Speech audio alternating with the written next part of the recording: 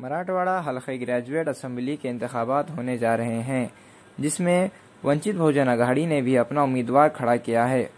इसकी तशहीर के सिलसिले में खुसूसी इजलास मुनक़िद किया गया, जिसमें मेहमान खुसूसी की हैसियत से पार्टी के कौमी सदर जनाब प्रकाश अम्बेडकर ने शिरकत की।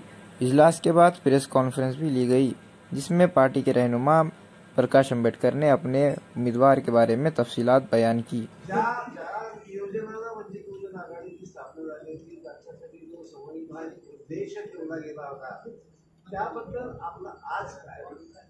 आम्ही आज सुद्धा वंचितांना राजकारणामध्ये सामोरे आणण्याचा आणि तोही या देशाचा मोठा घटक आहे हे समोर आणलेला आहे। फोडाफोडी फक्त असताना वंचित बहुजन आघाडीची चालली आहे, त्याचे एकच कारण आहे की हा फोर्स जर वाढला तर इथल्या श्रीमंत मराठ्यांची सत्ता जाईल आणि गरीब आणि वंचित हा सत्तेवरती येईल ही भीती है। सर, आपने अभी बताया कि डिग्री और पीजी होने तक स्टूडेंट्स की एज 30 हो रही है।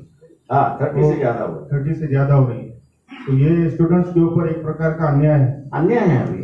और आप चाहे तो ये पॉलिसी चेंज करवा सकते हैं। हम लोग देखिए, उसकी विधानसभा में हम लोग गए, विधान परिषद में हम लोग गए, तो हम लोग वही कह रहे कि भैया 10वीं और 12वीं का क्या मतलब है, आज के मुताबिक कोई मतलब नहीं है।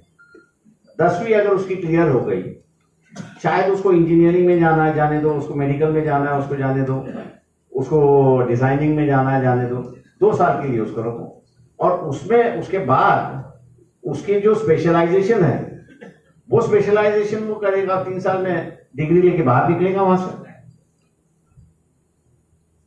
30 साल के क्यों रहे, 24 साल के अंदर तो डिग्री लेके बाहर निकलना चाहिए।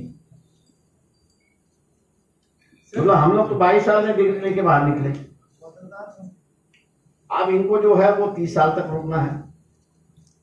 आपका क्या ख्याल है, पॉलिसी चेंज होनी चाहिए? पॉलिसी चेंज होनी चाहिए, उसकी चर्चा होनी चाहिए, और वो विधान परिषद से चर्चा होगी। इसलिए मैंने कहा कि कांग्रेस के उम्मीदवार, राष्ट्रवादी के उम्मीदवार है, बीजेपी के उम्मीदवार है, 5 साल के साथ में आके वो गुफ्तगू करे लोगों के सामने।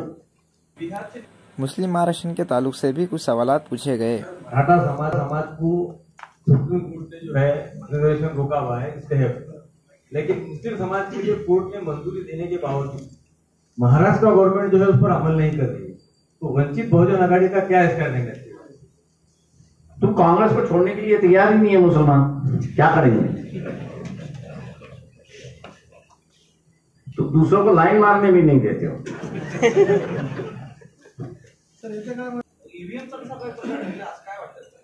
माझ्या दृष्टीने मी 2004 सालीच म्हटलं होतं की काँग्रेसवाले जिंकण्यासाठी वापरत नव्हते, तर काँग्रेसवाले पाडण्यासाठी वापरत होते। आणि 2004चा मी पहिला बळी आहे त्यांचा, काँग्रेसचा। आणि त्याच्यानंतर मग बीजेपी ज्यावेळेस आली त्यावेळेस बीजेपीने या मशीन जिंकण्यासाठी वापरल्या। आजही माझं म्हणणं आहे इलेक्शन कमिशनला की मागच्या लोकसभेच्या निवडणुकीमध्ये जे फिगर्स आहेत तुम्ही अजून डिस्क्लोज का केलेले नाही?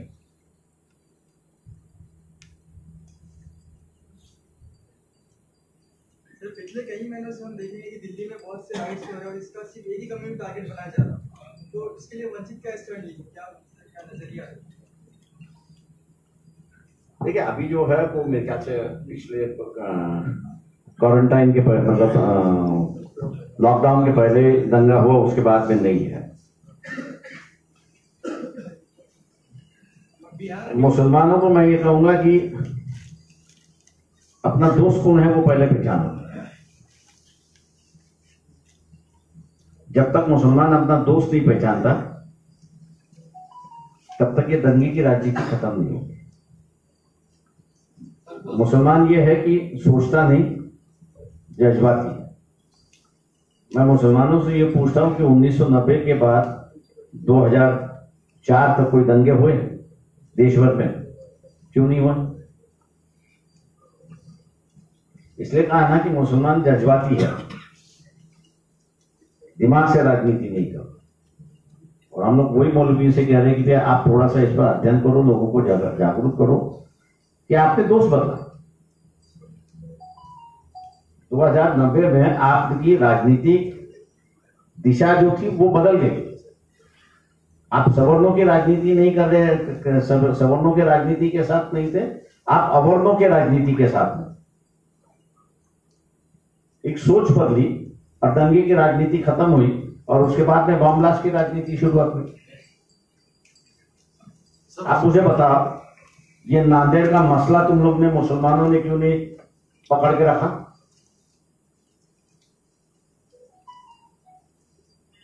तुम क्यों ये उम्मीद करते हो कि दूसरे पकड़े? कुछ हद तक पकड़ेंगे। ये मैटर को लीगल बता के दबाते यहाँ तक दबा गए तो उसको बात। अरे तुम ये छोड़ दो, न्याय प्रवेश है, न्याय प्रवेश है, तुम उसको उठाने के लिए तैयार नहीं है, डरते हो।